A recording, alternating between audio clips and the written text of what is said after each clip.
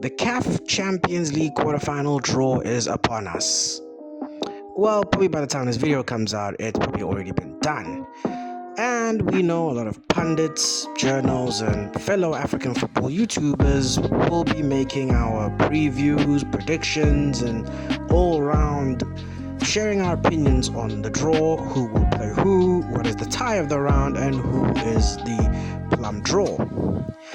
I, though, will also be joining that group, but I'll be taking a different mode of transport. I'll be different this time. My approach will be very different. Instead of hyping up all 8 teams, instead of saying who I think will win the Champions League or who I want or who, what, and where, I've decided to tap into my inner euphoria, my inner Kendrick Lamar euphoria. I'm gonna be an absolute hater. As you probably read the title, ladies and gentlemen, welcome to the Haters Guide to the CAF Champions League knockout stage. Hi, I'm the Football Otaku, and in this video, I will be previewing all 8 teams who will be in the CAF Champions League knockout stage. But like I said, this review will be different. This won't be a reason as to why all 8 teams could win the CAF Champions League. Instead, I'll be focusing on the more negatives. I will be saying why each of the 8 teams won't win the CAF Champions League. I know, never been done before. Anyway, so if you like the video, if you love the video, if you love the work I've been doing, why not hit a subscribe? I mean, it's free, I'm not charging anything yet. And also just like, comment, and share, and hopefully the algorithm will do its work. Now, before disclaimer, before you guys start typing your hate comments or your essays and whatever your thesis, listen, I don't actively hate any of the 8 teams left in the running. I don't actively hate them. I don't actively have a problem with them. There are few teams in the world of football I genuinely don't like. Cough cough Lazio or cough cough Royal AM. But this video I will be mentioning what will be the biggest weakness for all 8 teams in the CAF Champions League. Will I be proven wrong as the tournament goes on? Probably I will. I mean, I'm always open to being proven wrong anyway. But this is what I feel for each 8 teams will be their hindrance or their sort of biggest obstacle, or what will be the thing that will eventually cost them the CAF Champions League trophy. This is not at all to slander a big club or to slander or speak negatively of a certain fan base. Don't get it twisted. I am not that kind of person. Just wanted to get that out the way just so that no one feels salty. Plus, also, this may have a few comedic elements to it. So if you guys can take a joke, I love you. If you don't, relax. It's just a joke.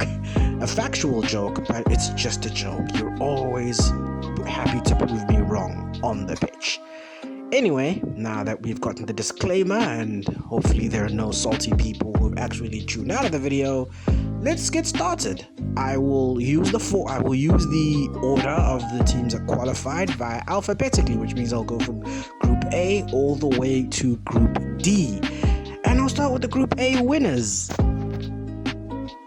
Al Hilal Sporting Club of Sudan. I mean, huge congratulations. You guys won your group ahead of much more fancy teams. It was a pretty open group, but still the way you won your group was quite phenomenal. Okay, you lost your last 2 games, but you're already through by then. I mean, finishing ahead of last year's beaten quarterfinalists Young Africans and last year's beaten semi-finalist TP Mazembe is still a fantastic achievement. First time you're in the knockout stage since 2015. Also, doing it in what is the toughest ordeal the Sudanese people have had to go through, you have brought a lot of joy to your peoples back home, and much needed joy, especially with the difficult time they're going under. I hope we find peace in that conflict. But here's the problem though, you are one of the most least imposing teams left in the competition. I mean, not a lot of teams will see you as a danger. In fact, so the teams finishing second, you're the plum draw. You're the one everyone wants. And I think one of the problems will be playing at home. Okay, yes, we get it. You can't play at home because of the terrible conflict. But at Mauritania, you haven't really built a home crowd. Okay, I get it, I understand. But you don't really have much of a home crowd to build on. I mean, I've seen some of your home games. Not a lot of the fans turn out. I mean, and considering how big your Champions League home game is definitely going to be, you have the second leg at home, surely the fans should be showing out for you. Even the local Mauritanian fans should at least be garnering support for you. And I think that despite winning the group and knowing that the real Champions League starts now with the knockout stages, you're the least imposing team left. You're the team that no one really expects from you. And there is positives to that. I mean, the element of surprise. But the negativity is that a lot of the teams you'll be facing will be better than you. And I feel that that will be a bit of a problem. That will probably be your biggest hindrance, is not making your home ground intimidating enough. Bring the fans to fill out that stadium. Even if it's full of local fans, the local fans will support you. That probably would be my one big problem for Al Hilal. Media Club Algiers of Algeria. Yet another returnee to the knockout stage. MC Alger return after their last appearance in 2021, and they also needed some last day dramatics to go through. A strong 0-0 draw against Young Africans. Okay, it was the worst game of football I've seen this season, but I mean, you do what you gotta do. My problem though with MC Alger is the problems behind the scenes. If you don't know, MC Alger are currently dealing with a transfer ban, which means they haven't had a chance to bring players in, which means they haven't really changed or strengthened their squad from the group stage. It hasn't been a problem yet. They're top of Liga and Algerian. Recently lost to Sierra Belouizdad in the FA Cup, but I mean, that's neither here nor there. But I feel that not being able to strengthen their squad and essentially being locked out of the transfer market is a bit of a problem for them. And I feel that will make it very difficult for them to compete, maybe even on both fronts, the league and the Champions League. And especially with how now the competition is going to be more elevated, reaching the knockout stages, I feel that it will be very difficult for MC Alger to deal with. I mean, they do have some quality. I mean, Andy Delors, who formerly played for Montpellier in Ligue 1, is still in the side and will definitely be the main threat up front. But trust me, having a long African campaign with a transfer ban is not a very easy feat. I mean, ask Kaizer Chiefs. So I feel that will be a huge hindrance for them, and knowing that games thick and fast can wear the squad real thin, they will need a big effort and probably a soft draw to get through to the further rounds of the competition. They are Rabat of Morocco, the winners of Group B.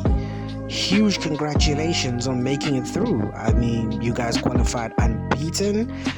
No Moroccan team has done that since Raja Casablanca in 1999. They won the Champions League that year, and also this will be your first appearance in a CAF knockout competition, or at least a Champions League knockout competition, since 1988. Every other year since then, they've either been knocked out in the groups or even failed to qualify. So, wow, long time. My concern for you guys, I mean, you guys did a great job. You got the better of Raja and also topped the group ahead of seasoned campaigners Mamelodi Sundowns, a very tight group.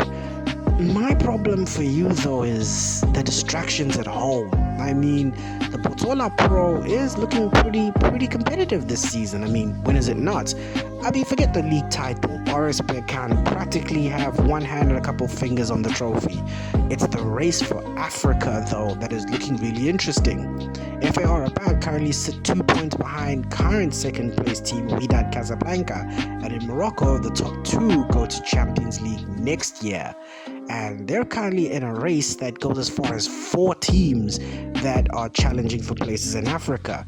So, with a huge home and away knockout tie, which could possibly be against Al Ahly, and also a tight domestic schedule, how seriously are you going to take this competition? I mean, of course, you will with utmost priority, but the juggling act you'll probably have to do both domestically and on the continent. I feel that that's going to be a pretty big hindrance. I mean, you're going to be challenged on both fronts, so I hope you guys are ready for the ride. Mamelodi Sundowns Football Club of South Africa, the runners-up of Group B. Well, wasn't as easy as previous years, huh? I mean, your group stage campaigns are mostly flawless. We haven't missed the knockout stage since 2019, but it was kind of difficult this time. I mean, no last day chill where you guys have already won the group. Oh no, you needed last day theatrics to go through. And it also wasn't very easy across the board as well. I mean, defeats away in Casablanca, needing a last-minute moment of magic in the DRC to go through, or at least to put destiny in your own hands. Yeah, I mean, this was a very different group stage for Mamelodi Sundowns, and the one positive of that difficult group stage could be it builds character. It builds already that fighting spirit. It builds that stuff you kind of need to win Champions Leagues. I mean, Sundowns fans will look back to, if Sundowns do go all the way and get that second star, they'll look back to that win in the DRC and be like, that's where the competition began for us. I mean, we were on and off at times, but that victory in the DRC, that's where it really all began. And that's a positive. It builds character and it allows you to grow, and by the time you reach the peak, you'll already be in the latter stages of the competition and you'll be a team everyone will fear again. Here's the negative of that, is there's not a lot of goals. I mean, Sundowns are known to be an entertaining team, a team that bags and bags of goals. I mean, but this season, gone are the days of putting 5 past Al Ahly and going away and putting 4 past a random team from Algeria. It's been a very dry group stage. I mean, Ikram Reyners was their top scorer in a lot of their games, scoring crucial goals such as away at FAR Rabat and at home against Raja Casablanca, and then Peter Shalulile scoring their last 3 goals in the group stage.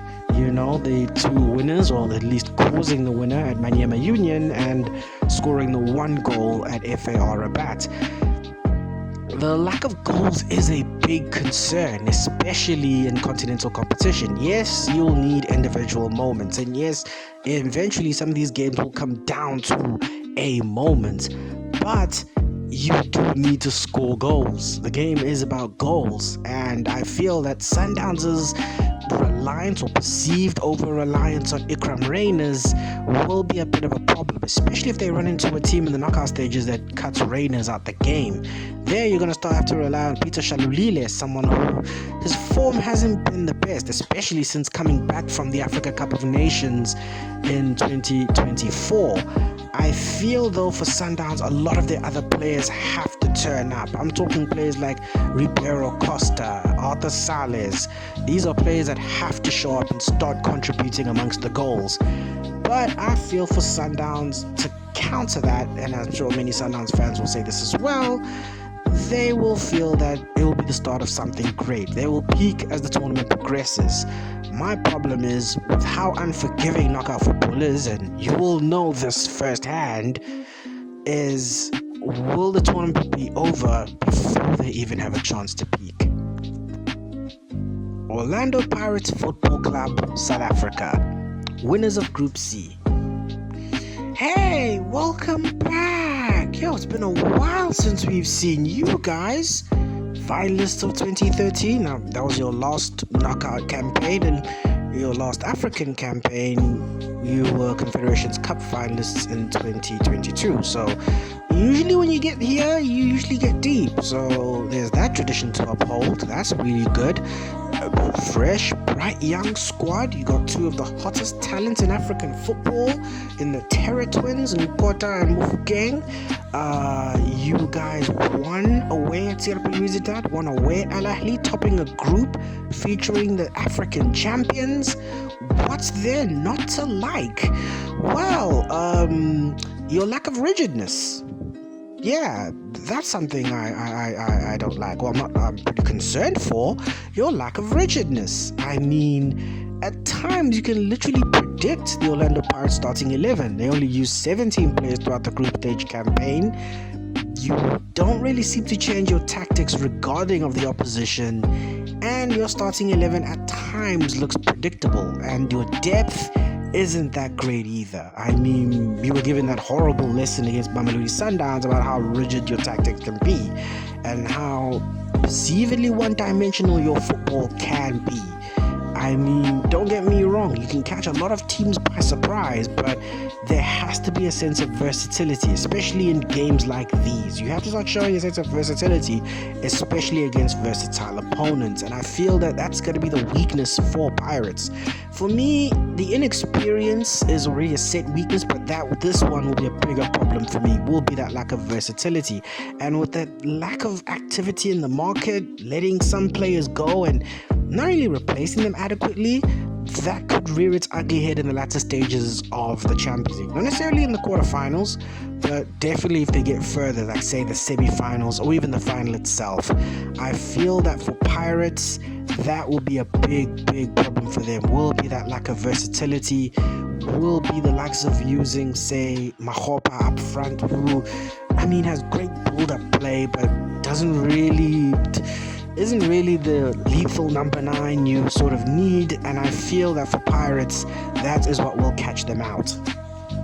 Al Ahly Sporting Club of Egypt, Group C's runners-up.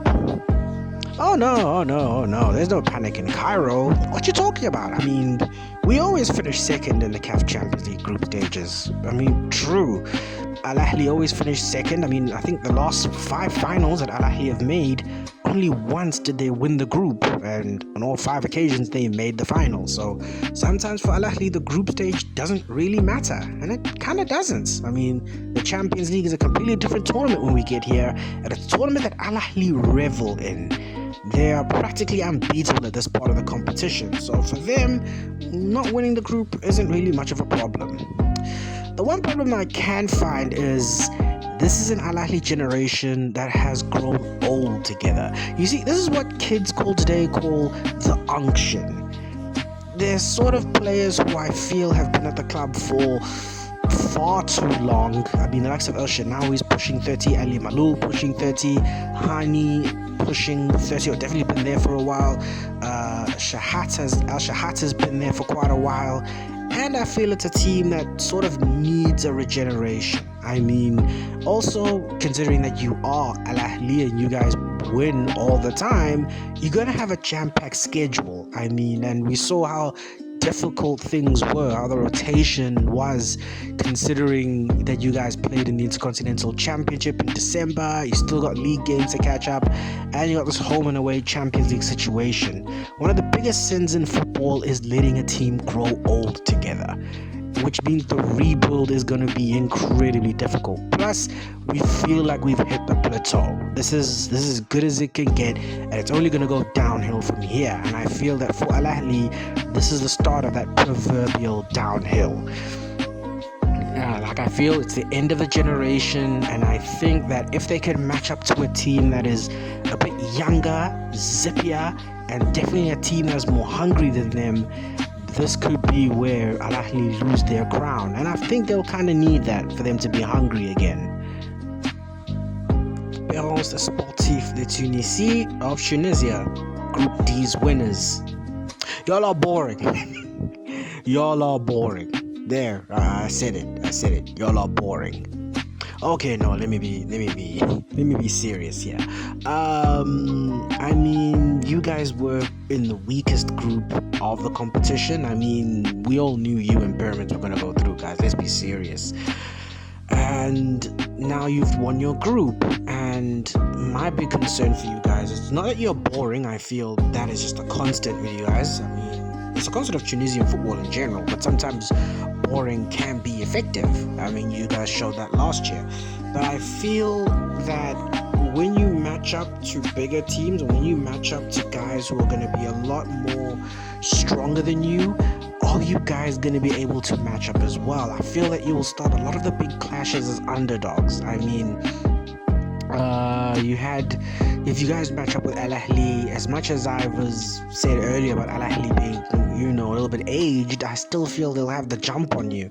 And also, I feel we as the continent, as much as Esperance versus Al Ahly is one of the great matchups in African football, I feel we're tired of that match. And plus, you guys haven't beaten Al Ahly in a very long time. So, I feel that if you guys match up to even a Sundowns team that is in resurgence, you are probably one of the sort of big sides that are left that are a little bit behind. I mean, you're not that you're not imposing, but you're just not it. Like you're not, you know, you haven't truly been challenged. And I feel that when you will be challenged, I think that you will be a little bit outmatched. But I mean, you guys have shown enough. But that will probably be my problem with you guys. And lastly, Pyramids FC of Egypt, Group D's runners-up. Hey, you made it to the knockout stage for the very first time. I mean, congratulations. How's it feel to finally sit at the big kids table, huh? A lot bigger than the Confederations Cup table, isn't it? Yeah, hey, I mean, congratulations. It's a shame that you guys play in front of no fans.